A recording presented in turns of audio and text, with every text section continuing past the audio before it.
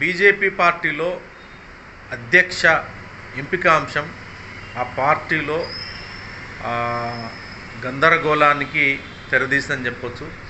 ఎందుకంటే బీజేపీ రాష్ట్ర ఎంపికకు ముందు, అంటే తెలంగాణ రాష్ట్ర బీజేపీ అధ్యక్షుడి ఎంపికకు ముందు, అంటే గత 5-6 నెలల నుంచి కూడా మరి ఈ అధ్యక్షుడిగా ఎవరు ఎంపిక అవుతారన్న అంశం పైన బాగా చర్చ జరిగింది. సోషల్ మీడియాలో కావచ్చు, ప్రధాన ఛానళ్ళు కావచ్చు, వార్తాపత్రికల్లో కావచ్చు, వివిధ రాజకీయ వర్గాల్లో కావచ్చు. అంటే రాష్ట్రంలో అంటే బీసీల ఓట్లను కొల్లగొట్టడానికి, బీసీలను ఆకర్షించడానికి అంటే వ్యూహాత్మకంగా ఈటెల రాజేందర్ను తెలంగాణ బీజేపీ రాష్ట్ర అధ్యక్షుడిగా ఎన్నుకోబోతున్నారని చెప్పేసి చాలా కథనాలు రావడం జరిగింది. మరి బీజేపీ కూడా దానికి సుముఖంగా ఉన్నట్లు కూడా వార్తలు వచ్చాయి.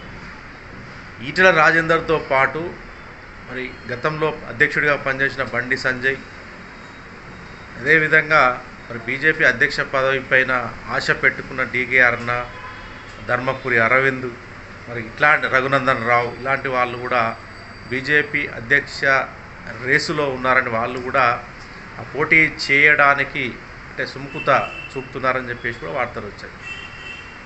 కానీ చివరి నిమిషంలో అంటే బీజేపీలో మరి అంటే ఒక్కరే నామినేషన్ వేస్తారు, వారే అధ్యక్షులు అవుతారని చెప్పేసి కూడా కొన్ని వార్తా కథనాలు కూడా మనకు వినిపించడం జరిగింది.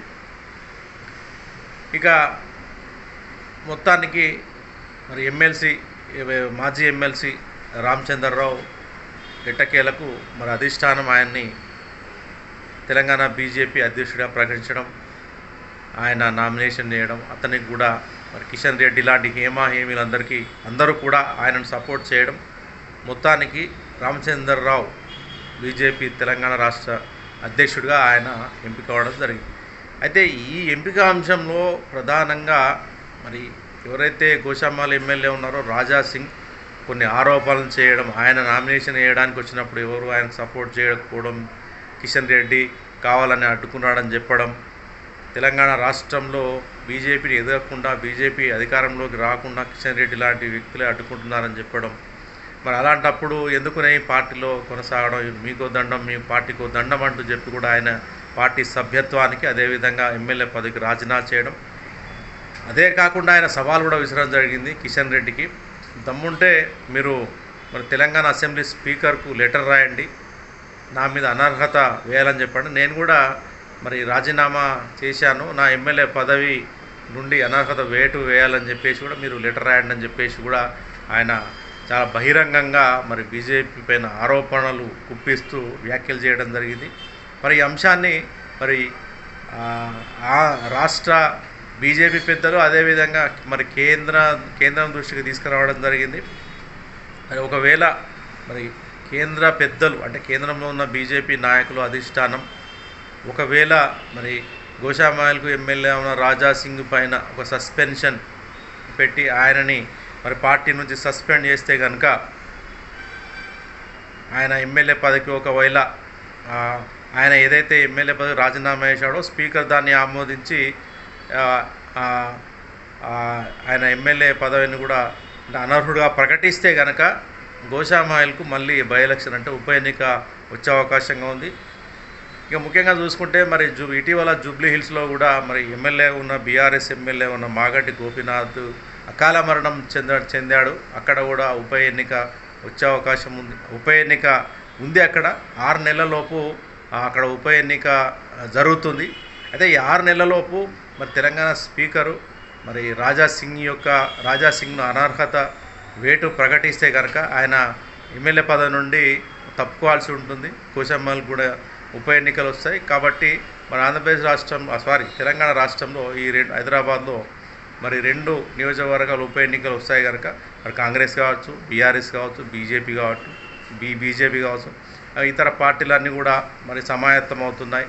మరి వారు అంటే ఆ యొక్క నియోజకవర్గాలు గెలవాలని చెప్పేసి కూడా ఇప్పటి నుండే వ్యూహాలు రచిస్తున్నారు.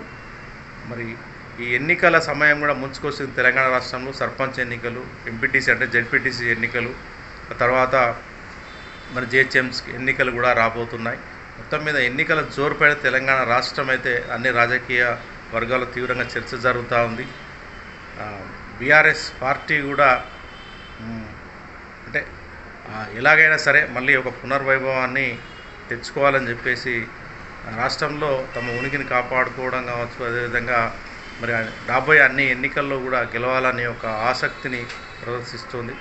మరి కాంగ్రెస్ కూడా మరి వారు హామీలు కావచ్చు, ఇతర అనేక అంశాలు మరి చాలా వరకు చర్చ జరుగుతూ ఉన్నాయి. ప్రజల్లో కొంత వ్యతిరేకత కావచ్చు, హైడ్రా కావచ్చు, అదేవిధంగా ప్రజలకు ఇచ్చిన హామీలు ఇప్పటివరకు మహాలక్ష్మి పథకం 2500 రూపాయలు మహిళలకు కేటాయించలే, తులం బంగారం, ఇట్లాంటి అంశాలపైన కూడా చర్చ జరుగుతూ ఉంది.